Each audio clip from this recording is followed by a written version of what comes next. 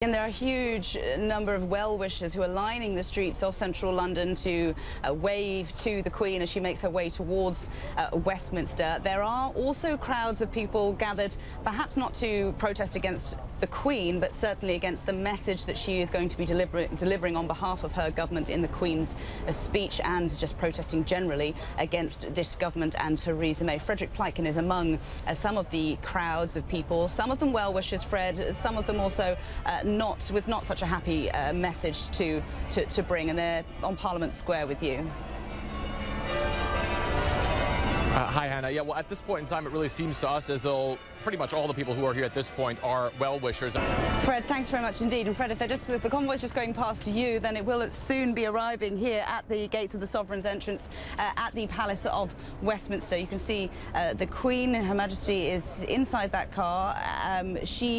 We understand, even though this is a dressed-down, slightly scaled-back state opening of Parliament than we've seen in other years, she is also accompanied by a very big military presence as well. This is the household cavalry, other regiments as well, who often, Kate, they often look after and protect the Queen, protect the Sovereign on these sorts of events. Yes, that's correct. So we didn't necessarily expect to see a large amount of cavalry with her. We thought, because of the trooping of the colour, we wouldn't necessarily expect to see it again, but we are seeing it again. And it is a middle between dress down and state opening. We do have some pomp, some ceremony. Kate, stand by for us, if you will. I want to bring in Nick Robertson, who's still on Downing Street monitoring events for us from there. Nick, the main story so far today, of course, is that Queen Elizabeth II will not be accompanied by Prince Philip today, her husband, because he's in hospital. While we await Her Majesty and her arrival in the Lord's Chamber, live pictures that we're showing our viewers now, perhaps you can remind our viewers, Nick, of the significance of this long-standing marriage, this long-standing relationship with Prince Philip, almost a constant by her side. He has. He's been the companion, the person to be with her. Do you think Her Majesty's wearing blue, I think? Lovely. Let's just listen in and see if we get to see Her Majesty the Queen.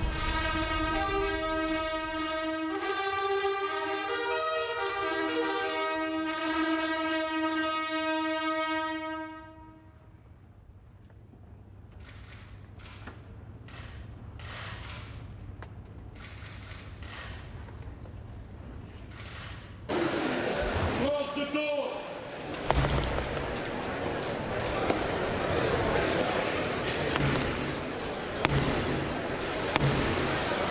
Open the door!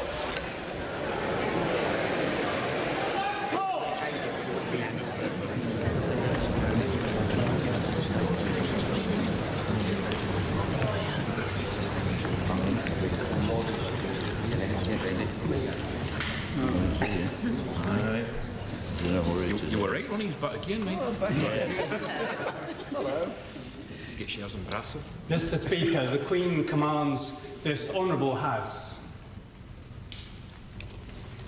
to attend Her Majesty immediately in the House of Peers. Yeah, get your skates on. First race is 2:30.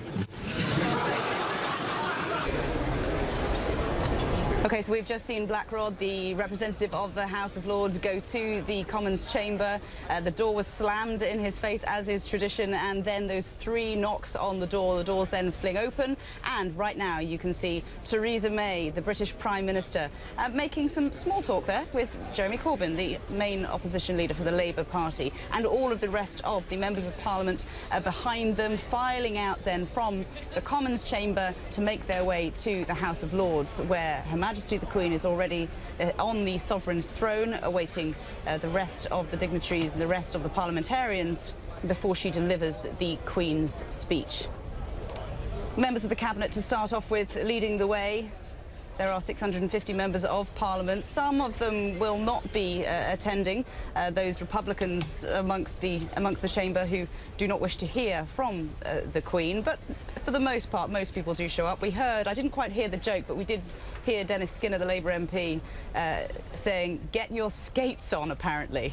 He said, "Get your skates on," which to roars of approval and laughter at least. Just a joke there to Blackrod as Blackrod entered the House of Commons to summon the parliamentarians towards the Sovereign. This is what they're doing right now. It's 11:35 this Wednesday morning here in London, and everything so far has been sticking to a very tight schedule, which we expect to continue. Let's listen in as the commoners, the MPs, arrive now in the Lord's Chamber. Reduce energy bills. A priority will be to build a more united country, strengthening the social, economic and cultural bonds between England, Northern Ireland, Scotland and Wales. If you're just joining us, we've just been watching the Queen's speech, usually an annual event which officially marks the state opening of Parliament here in the UK. We're looking at live pictures at the moment from the House of Lords in the Palace of Westminster. The Houses of Parliament are just behind where we are standing here on Abingdon Green at the moment. Her Majesty the Queen, accompanied, as you will no doubt have noticed, not by Prince Philip, her husband, the Duke of Edinburgh, but rather by her son, Prince Charles. That is because the palace did lay out for us earlier on that Prince Philip is currently in hospital receiving treatment for a pre-existing condition, and we understand that he is in good spirits, but nevertheless he was unable to accompany the Queen as he has done for so many years, 6 decades, unable to accompany her this time round. I'm joined by Kate Williams and also Tom McTade from Politico. Kate, to you first. The pomp and the ceremony, we can still see it on display there, really, by all of the peers who are there in their full regalia, and the Queen really sort of delivering a speech that she's well versed in delivering. She's well versed in delivering. She has seen this before. It is given to her on the goatskin vellum, especially in the special bag. Tom, I want to bring in you as well to talk about the detail of what we heard in that Queen's speech. There was a lot about terrorism, the anti-terror measures that the government wants to introduce over the course of the next year, but right from the off she talked about Brexit. Yeah, Brexit is going to dominate this Parliament. We've got a special 2-year session of Parliament, which takes us through the entire Brexit negotiating process. And that, as they say, is that. The Queen has now left the Palace of Westminster. She will make her way back to Buckingham Palace, and Parliament is now officially in session, Tom. A lot for them to debate, just a week until they have that vote on whether everything that Her Majesty just said will actually go through. That's the big question. If it doesn't go through next week, then Theresa May is out of there as well. That is it. The British Parliament is in session. The Crown is now leaving the Sovereign's entrance to the Palace of Westminster. We will continue with this full coverage of the Queen's speech 2017 at the top of the next hour. Do stay with us for more.